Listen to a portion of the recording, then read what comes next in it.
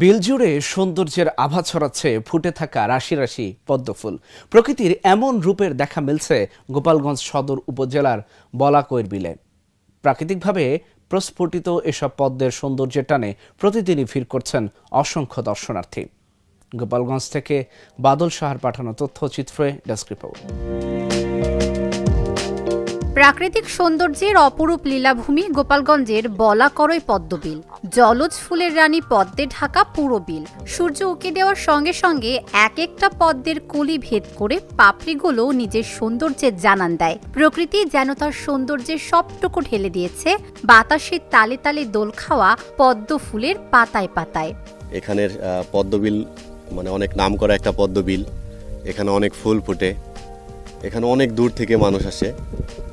তো অনেক দিনের চেষ্টা এবং সময়ের সাথে মিলে যাওয়ায় আজকে এখানে আসলাম। দেশের সব জায়গায় এটা পরিচিত, মানে এই ফুলের জন্য, পদ্ম ফুলের জন্য। আমি এর আগেও একবার এসেছি আর আজকেও এসেছি। তো এসে মানে একটা খোলামেলা পরিবেশ, যেমন সব দিক থেকেই ভালো। অনেক দিন যাবৎ ভাবতেছি এখানে আসবো, আসা হয়নি, আজকে সুযোগ হয়েছে। তাই ফেসবুক টিকটকে দেখে অনেক ভালো লাগছে, এখানে এসেও অনেক ভালো লাগলো। ফোনে ভিডিওতে এগুলোতে দেখেছি, কিন্তু সরাসরি প্রথম দেখলাম আর কি, ভালো লাগছে অনেক। যতদূর চোখ যায় গোলাপি আর সাদা রঙের পদ্মফুল, ৬৪টি পাপড়ি মিলে যেন স্বাগত জানায় প্রকৃতি প্রেমীদের। পদ্মফুলের অপার সৌন্দর্য উপভোগ করতে দেশের বিভিন্ন নিয়ে ছুটে আসছেন পর্যটকরা। কেউ বা নৌকায় ঘুরে প্রকৃতির অপরূপ সৌন্দর্য উপভোগ করছেন, আবার কেউ ক্যামেরার ফ্রেম বন্দি করছেন।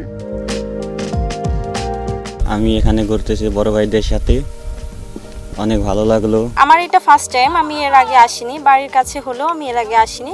অনেক ভালো লাগছে এসে আর কি, খুবই ভালো লাগছে। আমিও খুশি যে আমার জেলায় এত সুন্দর একটি জায়গা আছে, সেটা আমি সবাইকে দেখাইতে পারি, বলতে পারি। এটা আমার জন্য গর্বের বিষয়। যদি আপনারা প্রাকৃতিক দৃশ্য এবং দেখতে চান তাহলে ভোরবেলা আসা সব থেকে ভালো হবে। ভোরবেলা আসলে আপনি ফুলগুলো ফোটা দেখতে পারবেন। ব্যাপক হারে পদ্ম ফুল ছিঁড়ে নেওয়ায় প্রতি বছরে কমছে পদ্মের সংখ্যা। প্রতিনিয়ত সৌন্দর্য হারাচ্ছে বিল। সেই সাথে পর্যটকদের ভোগান্তি কমাতে সুযোগ সুবিধা বাড়ানোর পাশাপাশি পর্যটন স্পট গড়ে তোলার আহ্বান দর্শনার্থীদের। দেখা যাচ্ছে অনেক পর্যটকরা আসেন, এখানে পর্যটকরা আসেন, তো তাদেরকে বলে দেওয়া হয় যে দুটোর বেশি তারা ফুল যেন না ছেড়েন। তো আমার মনে হয় যে প্রতিটা নৌকায় যদি দুটো করে ফুল ছেড়ে, সেটাও কিন্তু অনেকগুলো ফুলের এখান থেকে চলে যাওয়া হচ্ছে, যেটা আমাদের প্রাকৃতিক সৌন্দর্যটাকে নষ্ট করে ফেলবে। এখানে যদি মানে নজরদারি করা যায় যে একজন বা একটা নৌকায় দুইটা বেশি বা তিনটা বেশি ফুল ছিঁড়তে পারবেন, একটা নির্ধারিত করে দেওয়া হয়, তাহলে এখানে ফুলগুলো আমার কাছে মনে হয় যে মানে সৌন্দর্য আরো বাড়বে। শুনলাম যখন আমি নৌকাতে উঠি যে একটা নৌকা দুইটার বেশি পদ্ম ফুল নিতে পারবে না, তো আমার মনে হয় এটারও দরকার নেই, দুইটা পদ্ম ফুল নেওয়া এটাও ঠিক না। যেটা দরকার সেটা হচ্ছে খাবার একটা স্পেস, মানে যে এখানে হোটেল বা রেস্টুরেন্ট, এখানে আমি তেমন কিছু দেখলাম না। আশেপাশেও কোথাও এরকম নাই, অনেক দূর দূরান্ত থেকে আসে। অবশ্যই খাওয়ার ব্যবস্থা রাখলে ভালো হয়। তো আমাদের আসলে দেশে এরকম অজস্র পর্যটন জায়গা রয়েছে যেগুলো সম্পর্কে আমরা জানি না। তো আমাদের যদি স্ব জেলা থেকে উদ্যোগ নিয়ে বাংলাদেশের এই পর্যটনের জায়গাগুলোকে যদি দেশবাসী বিশ্ববাসীকে জানান দেওয়া যায়, তাহলে আমাদের পর্যটন খাতটা আরো সুন্দর হতে পারে। জুলাই আগস্টে শুরু হয় পদ্ম ফুল ফোটা, থাকে অক্টোবর নভেম্বর পর্যন্ত।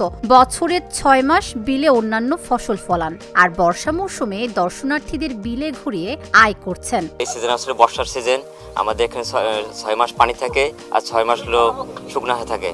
এই শুকনো থেকে আমরা মানে বর্ষাতে লোকজনকে আমরা সুন্দর করে ঘুরাই, আমাদের কিছু অল্প কিছু টাকা পয়সা দেয়, তাই দিয়ে আমরা চলি। বলাকরই পদ্মবিলকে পর্যটন কেন্দ্র হিসেবে গড়ে তুলতে ইতিমধ্যে বিভিন্ন উদ্যোগ গ্রহণ করা হয়েছে বললেন জেলা প্রশাসক। আমরা আশা করছি এখানে অদূর ভবিষ্যতেই আমরা একটি গোলঘর তৈরি করব, যেখানে একটি এই বিলের মাঝখানে যাতে ওয়াচ টাওয়ার তারা দেখতে পারেন এবং সাথে সাথে সেখানে তারা এটা উপভোগ করতে পারেন। আর সাথে সাথে আসলে জীবন এবং প্রকৃতির নিবিড় সান্নিধ্যে আসার যাদের ইচ্ছা বা অপার সম্ভাবনা আছে, আমাদের আগামী প্রজন্ম, তারা যদি প্রকৃত দেশপ্রেম উজ্জীবিত হওয়ার জন্য চেষ্টায় থাকে, তাহলে এই জাতীয় স্পটগুলো আমাদের প্রমোট করা দরকার। ১৯৮৮ সালের বন্যায় প্রাকৃতিকভাবে জন্ম নেয়া এই পদ্মবিল আজ হাজারো ভ্রমণ পিপাসুর আকর্ষণের কেন্দ্রবিন্দু।